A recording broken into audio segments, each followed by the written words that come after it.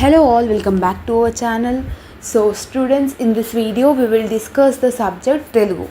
Second సెమిస్టర్లో ఎవరైతే Telugu second language ఉందో ఈ వీడియోలో ఇంపార్టెంట్ క్వశ్చన్స్ చెప్పడం జరుగుతుంది. సో వీడియో అనేది స్కిప్ చేయకుండా చూడండి. ఈజీగా మీరు ఫుల్ మార్క్స్ ఎలా స్కోర్ చేయాలి తెలుగులో. సో చాలామంది బై మిస్టేక్గా తెలుగు లాంగ్వేజ్ తీసుకునే వాళ్ళు ఉన్నారు. So I have observe some of the students. Personally వాళ్ళు చెప్పినారు ఏంటి అని అంటే, నేను తెలుగు తీసుకున్నాక బట్ నాకు తెలుగు రాయడం రావట్లేదు, ఇప్పుడు ఎలా పాస్ అవ్వాలి అని చాలామంది చెప్తున్నారు. Though they are having semester 1 backlog also. So syllabus pattern వచ్చేసి మీకు 3 యూనిట్స్ ఉంటాయమ్మా. అంటే యూనిట్ నెంబర్ 1లో మీకు గజేంద్ర మోక్షం, హనుమతు సందేశము, అండ్ థర్డ్ వన్ సుభాషితములు. ఈ 3 లెసన్లు ఉంటాయి. సో ఏవేవి లెసన్స్ చదువుకోవాలి, ఏమేమి లెసన్స్లకి ఏమేమి వస్తాయి అనేది ఈ వీడియోలో డీటెయిల్గా చెప్పడం జరుగుతుంది. అండ్ యూనిట్ 2లో మీకు స్నేహలత లేఖ అని ఒకటి ఉంటుంది, అంతరార్థం ఒకటి ఉంటుంది, ప్రపంచ పదులు ఒకటి ఉంటుంది, అల్విదా ఒకటి ఉంటుంది. ఈ 4 లెసన్లు యూనిట్ నెంబర్ 2లో ఉంటుంది. సో ఇందులో కూడా ఏమేమి లెసన్స్ చదువుకోవాలి, ఏమేమి లెసన్స్ స్కిప్ చేయాలనేది ఈ వీడియోలో చెప్పడం జరుగుతుంది. ఓకేనా. అండ్ ఈ 4 లెసన్స్లలో మీకు డిఫరెంట్ టాపిక్స్ ఉంటాయన్నమాట. డిఫరెంట్ టాపిక్స్ ఉంటాయి. అండ్ యూనిట్ నెంబర్ 3లో వచ్చేసి మీకు అగైన్ 4 లెసన్స్ ఉంటాయి. యుగాంతం ఒకటి, ఎంకన్నా ఒకటి, మామిడి పండు ఒకటి, మా ఊరు పోయింది. ఈ 4 లెసన్లు యూనిట్ 3లో మీకు ఉండడం జరుగుతుంది.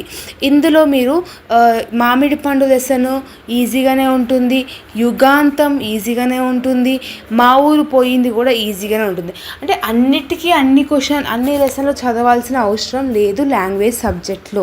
సో మినిమం టు మినిమం మీకు 4 లెసన్లు ఉంటే ఏవైనా 3 లెసన్లు కానీ లేదంటే ఏవైనా 2 లెసన్లు కానీ పర్ఫెక్ట్ అయితే సరిపోతుంది. అండ్ గ్రామర్ టాపిక్ వచ్చేసి మీకు ఛందస్సులు ఉంటాయమ్మా. ఛందస్సులు మోస్ట్లీ అడుగుతాడు లేకపోతే లేదు, బట్ కంపల్సరీగా లాంగ్లో షార్ట్లో అంటే పార్ట్ ఏలో పార్ట్ బిలో అడగడం జరుగుతుంది. ఇన్ని ఛందస్సులు ఉన్నాయి మీకు, అరౌండ్ ఒక 1 2 3 4 6 ఒక 12 ఏమో ఉన్నాయి. ఇందులో నేను హార్డ్లీ ఒక 6 to 7 ఛందస్సులు చెప్తాను, అవి నేర్చుకుంటే సరిపోతుంది. కంపల్సరీగా షార్ట్ పార్ట్ ఏలో అడుగుతాడు, పార్ట్ బిలో కూడా అడుగుతాడు 15 మార్కులకి. ఓకేనా. సో ఫస్ట్ మనము మీకు క్వశ్చన్ పేపర్ ప్యాటర్న్ అనేది అర్థం అవ్వాలి. ఓకేనా. మీరు సెమ్ 1లో తెలుగు ఎలా రాశారో సేమ్ ప్యాటర్న్ ఉంటుంది. పార్ట్ ఏలో 1 to 6 క్వశ్చన్స్ ఇచ్చి ఏవైనా 4 క్వశ్చన్లు రాయంటాడు. ఒక్కొక్క దానికి 5 మార్కులు. So 5 4s are 20 marks. So part A వచ్చేసి 20 మార్క్స్. పార్ట్ ఏ మీరు అటెంప్ట్ చేసేటప్పుడు థియరీ రాస్తారు కదా ఆన్సర్లు, అందులో మీరు minimum side by side 2 papers అనేది కంపల్సరీగా రాయాలి. నేను ఎలాగైతే ఇప్పుడు మీ వీడియోలో మాట్లాడుతున్నానో అదే మీరు ఆన్సర్ ఫార్మాట్లో రాయాలి. టాపిక్ని అండర్స్టాండ్ చేసుకోవాలి, రాయాలి, అంతే. బుక్లో ఉన్నది యాస్టిస్ బై హార్ట్ చేసుకోవాలన్నది అయితే ఏముండదు. పార్ట్ బిలో ఓన్లీ 4 క్వశ్చన్లు అటెంప్ట్ చేయాలి మీరు, ఒక్కొక్కటి 15 మార్కులు. సో ఒక్కొక్కటి 15 మార్కులు. మీరు పార్ట్ బి ఒకటి కరెక్ట్ 4 క్వశ్చన్లు కరెక్ట్ రాసినా కూడా మీరు ఈజీగా పాస్ అయిపోతారు. సో 15 మార్కులకి మీరు మినిమం 4 సైడ్స్ అంటే 4 సైడ్స్ అన్నా 2 పేజెస్ అన్నా ఆన్సర్స్ రాయాలి కంపల్సరీగా. ఫ్రంట్ అండ్ బ్యాక్ 4 సైడ్స్ రాయాలి 15 మార్కులకి. అట్లయితేనే మీకు 15 మార్కులకి ఏదో 12 13 వస్తాయి మార్క్స్, అంతే. సో ఫుల్ మార్క్స్ అనేది వెయ్యరు, ఎందుకంటే మీరు మిస్టేక్స్ రాస్తారు, ఒత్తులు దీర్ఘాలు మిస్టేక్ ఆల్రెడీ ఉంటుంది, ఎవ్రీథింగ్ ఉంటుంది కాబట్టి. సో మీరు అన్ని పేజెస్ రాస్తేనే ఒక 12 13 మార్కులు అనేది మీరు స్కోర్ అనేది చేయవచ్చు. ఒకటే పేజు 2 పేజీలు 2 సైట్లు రాసుకొని వచ్చినారనుకో ఒక 5 మార్కులో 4 మార్కులో వేస్తారు. సో మీకు తక్కువైపోతుంది. గజేంద్ర మోక్షం నుంచి మీకు పక్కా పోయం వస్తుందమ్మా, పక్కా పోయం. ఇప్పుడు అలా వైకుంఠపురము నగరములో ఈ పోయం ఏదైతే ఉందో ఇది కంపల్సరీ. అంటే 5 years పేపర్స్ చూసుకుంటే హార్డ్లీ 3 to 4 years ఈ పోయం అనేది రిపీట్ అయి ఉంది. ఓకేనా. సో ఇదొకటి. ఇంకొకటి ఏంటి అని అంటే, నేను స్క్రీన్ మీద ఏదైతే పోయమ్స్ చూపిస్తున్నానో ఇవన్నీ చాలా ఇంపార్టెంట్. మేము హార్డ్లీ ఒక 2 or 3 పోయమ్స్ చూపించిన అవి నేర్చుకుంటే సరిపోతుంది. ఛందస్సులో మీకు అన్ని గణం ఉన్నాయి కదా, ఉత్పలమాల, చంపకమాల, శార్దూలం, మత్తేబం. ఇవి 4 కంపల్సరీ ఇంపార్టెంట్ 100%. సెకండ్ దాంట్లోకి వచ్చేసి కందం, తేతగీటి, ద్విపద, సీసం. కొన్ని స్పెల్లింగ్ మిస్టేక్స్ ఉన్నాయి, అంటే ఇది కీబోర్డ్లో మనం తెలుగు టైప్ చేయడం చాలా కష్టం కాబట్టి అలా ఉన్నాయి. సో అడ్జస్ట్ చేసుకోండి. ఇవి నేర్చుకుంటే ఛందస్సులో సరిపోతుంది. ఒకవేళ వాడు పార్ట్ బిలో ఛందస్సు అడిగింది అనుకో 15 మార్కులు పార్ట్ బి మీరు ఈజీగా స్కోర్ చేయొచ్చు ఇవి నేర్చుకుంటే. ఇవే వస్తాయి, ఇంకేం రావు. ఛందస్సులు కూడా నీట్గా ప్రజెంట్ చేయాలి, ఎగ్జాంపుల్ రాయాలి, సూత్రం రాయాలి అండ్ నీట్గా ప్రొజెక్ట్ చేయాలన్నమాట మీ ఆన్సర్ని. అర్థమవుతుందా? సో ఛందస్సు అనేది అస్సలు స్కిప్ చేయకండి. ఫస్ట్ మీరు నేను ఏం చెప్తానంటే తెలుగు ప్రిపరేషన్ స్టార్ట్ చేస్తున్నారంటే ఫస్ట్ గ్రామర్ టాపిక్కే తీసేసేయండి, ఓకేనా? ఇప్పుడు యూనిట్ నెంబర్ 1లో మొత్తం మీకు 3 లెసన్లు ఉన్నాయి కదా. సో 3 లెసన్లలో గజేంద్ర మోక్షం నుంచి పోయం నేర్చుకోండి. హనుమత్ సందేశం నుంచి లాంగ్ ఆన్సర్ ఎస్ఏ క్వశ్చన్ వచ్చేస్తుంది 15 మార్కులకి, పక్కా క్వశ్చన్ వస్తుంది ఎస్ఏ క్వశ్చన్. ఎట్లాంటి క్వశ్చన్ వచ్చినా కూడా సమ్మరీ రాయాలి. హనుమత్ సందేశం అంటే సీతాదేవి లంకకు వెళ్ళినప్పుడు హనుమంతుడికి ఎట్లాంటి సందేశం ఇచ్చింది అనే దాని గురించి లెసన్ ఉంటుంది. వన్స్ మీరు ఒక్కసారి లెసన్ విన్నారనుకోండి, లేదంటే లెసన్ చదివినారనుకోండి, ఈజీగా మీకు అర్థమైపోతుంది. సో గజేంద్ర మోక్షము, హనుమత్ సందేశం ఈ 2 లెసన్లు నేర్చుకొని సుభాషితములు ఏదైతే ఉందో ఇది మీరు చాయిస్కి వదిలేయండి. ఇది కొంచెం డిఫికల్ట్ ఉంటుంది కంపేర్ టు బోత్.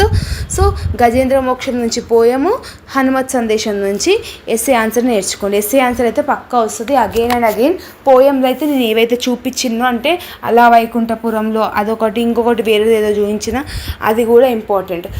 ప్రతి పదార్థం రాయాలి, భావం రాయాలి, కవి పరిచయం, ఎవ్రీథింగ్ రాయాలి. అండ్ యూనిట్ నెంబర్ 2లో మీకు స్నేహలత లేక అంతరార్థం, ప్రపంచ పదులు, అల్విదా ఉంటుంది. సో ప్రపంచ పదులు ఈజీగానే ఉంటుంది, చదువుకోవచ్చు. స్నేహలత లేక అనేది కొంచెం డిఫికల్ట్గా ఉంటుంది. అంటే ఇప్పుడు నేను చదివినప్పుడేమో స్నేహలత లేక హార్డ్ అనిపించింది, మా ఫ్రెండ్ చదివినప్పుడు స్నేహలత లేక తనకి ఈజీ అనిపించింది. Depends on the student. So మీరు ఒకసారి చదువుకొని చూడండి, ఒకవేళ మీకు ఈజీ అనిపిస్తే చదువుకొని, లేదంటే లేదు. ప్రపంచ పదులు ఈజీగానే ఉంటుంది, అంతరార్థం కూడా ఈజీగానే ఉంటుంది. సో దాశరథి కృష్ణమాచార్యులు అంతరార్థం రాశారు కాబట్టి ఆయన ఒక గొప్ప కవి. ఇంకొకటి కవి పరిచయం రాసేటప్పుడు కూడా కంపల్సరీగా మీరు కవులని పొగుడుతూ రాయండి, ఓకేనా? తనకు వచ్చిన బిరుదులు ఏంది, యాస్టీస్, కొన్నిసార్లు గుర్తుకు రాకపోతే ఇవి వచ్చినాయి, ఇట్లాంటి అవార్డ్స్ వచ్చినాయి, వేరే కవులకు ఏవైతే వచ్చినాయో ఇందులో కూడా కొంచెం రాసి మేనేజ్ చేయొచ్చు, ఓకేనా? సో అవే రాయాలని రూల్ లేదు. కొంతమంది స్టూడెంట్స్ ఏం చేస్తారంటే తనకు రాదని చెప్పి వదిలేసి వస్తారు. అట్లా కాదు, కంపల్సరీ కవి పరిచయం పార్టీలో అడుగుతాడు కాబట్టి ఇన్ని లెసన్స్ ఉన్న కవి పరిచయం, ఇన్ని కవులు ఉన్నారు కదా మీకు, ఇన్ని లెసన్స్ ఉన్నాయి కదా, ఏదైనా ఒక కవి గురించి అడుగుతాడు. మోస్ట్లీ దాశరథి గురించి అడుగుతాడు. సో చూసుకోండి. యూనిట్ నెంబర్ 3లో మొత్తం యుగాంతం, ఎంకన్న, మామిడి పండు, మా ఊరు పోయింది. ఈ 4 లెసన్లో మామిడి పండు అనేది ఈజీగానే ఉంటుంది, మా ఊరు పోయింది ఈజీగానే ఉంటుంది, యుగాంతం కూడా ఈజీగానే ఉంటుంది. సో ఎంకన్నా కూడా ఈజీగానే ఉంటుంది. కానీ వన్స్ చూసుకోండి, ఎంకన్నా మా ఊరు పోయిందా అంటే కొన్ని మీరు చదివేదాన్ని బట్టి ఉంటుంది కదా. అసలు నాకైతే యుగాంతం, మామిడి పండు, మా ఊరు పోయింది ఈజీగా అనిపిస్తుంది. సో మీకు ఇంకేమైనా 3 చాప్టర్స్ ఈజీగా అనిపిస్తే అది నేర్చుకోనికి ట్రై చేయండి. సో కంపల్సరీ పార్టీలో ఒక క్వశ్చన్ అడుగుతాడు ఏదైనా ఒక లెసన్ నుంచి, మోస్ట్లీ వాడు మామిడి పండు నుంచి అడగడం జరుగుతుంది, ఓకేనా? సో ఇది స్టూడెంట్స్ తెలుగుకు సంబంధించిన ఇంపార్టెంట్ క్వశ్చన్స్. ఇంపార్టెంట్ అంటే ఏముండదు, ఇవే ఉంటాయి. సందర్భ సహిత వాక్యాలు కూడా ఎట్లా ఉంటుందంటే, సో మీరు లెసన్ని గుర్తుపట్టాలి. లెసన్ని గుర్తుపట్టి దానికి ఏదైతే రిలేటెడ్ ఉంటుందో, ఇప్పుడు ఫర్ ఎగ్జాంపుల్ హనుమత్ సందేశం నుంచి కంపల్సరీగా సందర్భ సహితం ఇస్తాడు వాడు. సో అట్లాంటప్పుడు హనుమంతుడి గురించి ఎట్లా రాస్తారు, కవి పరిచయం, భావం ఈజీగా కవి పరిచయం ఉంటుంది, ఇంకొకటి ఉంటుంది కదా. సో అవి 2 సేమ్ ఉంటుంది అనమాట. సో అట్లా మేనేజ్ చేయొచ్చు. సో పీడిఎఫ్ అనేది నేను టెలిగ్రామ్లో అప్లోడ్ చేసినాను తెలుగుకి సంబంధించి. ఆ పీడిఎఫ్లో ఉన్న important poems, grammar, everything A to Z అందులో ఉంది. సో అది మీరు ప్రిఫర్ చేసుకుంటే సరిపోతుంది. బుక్స్ లేదన్నా కూడా టెన్షన్ లేదు, పీడిఎఫ్ అనేది ఆల్రెడీ నేను అప్లోడ్ చేసినాను టెలిగ్రామ్లో. సో టెలిగ్రామ్లో జాయిన్ అయితే ఈ సబ్జెక్ట్ అనే కాదు, వేరే subject important questions, answers, PDFs కూడా మీకు అందులో దొరకడం జరుగుతుంది, ఓకేనా students? So this is all about the video. మీకు ఈ వీడియో నచ్చినట్టయితే like, share and subscribe to our channel. మన ఛానల్ నియర్ టు 50K ఉంది కాబట్టి ఐ హోప్ దట్ ఈ ఎగ్జామ్స్ అయ్యే లోపల మీరు 50,000 సబ్స్క్రైబర్స్ ఫినిష్ చేస్తారని అనుకుంటున్నాను. మీకు ఈ వీడియో అండ్ మన ఛానల్ యూస్ఫుల్ అవుతుంది అని అనిపిస్తే, ఈజీ వేలో అండర్స్టాండ్ అవుతుంది అనిపిస్తేనే సబ్స్క్రైబ్ చేయండి. ఎందుకు నేను ఈ వీడియోస్ చేస్తున్నానంటే, చాలామంది నా సబ్స్క్రైబర్స్ ఏంటి అంటే పార్ట్ టైం చేసుకునేటోళ్ళు ఉంటారు, జాబ్ చేసుకునేటోళ్ళు ఉంటారు, ఎగ్జామ్కి ఒక 10 to 15 days చదివేటోళ్ళే ఉంటారు. సో వాళ్ళకి వీడియో అనేది ఈజీగా అండర్స్టాండ్ అవ్వాలని ఒక ఇంటెన్షన్తో వీడియోస్ అనేది చేయడం జరుగుతుంది.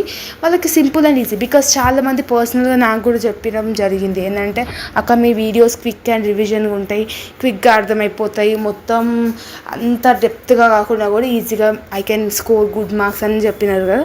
సో వాళ్ళకి తగ్గట్టుగా నేను గ్రాడ్యుయేషన్ చేసేటప్పుడు ఎట్లాంటి టిప్స్ అండ్ ట్రిక్స్ పాడినో, ఎట్లాంటి థింగ్స్ నేను యూజ్ చేసినో, టెక్నిక్స్ యూజ్ చేసినో అవే మన ఛానల్ త్రూగా మీ అందరికీ చెప్పడం జరుగుతుంది.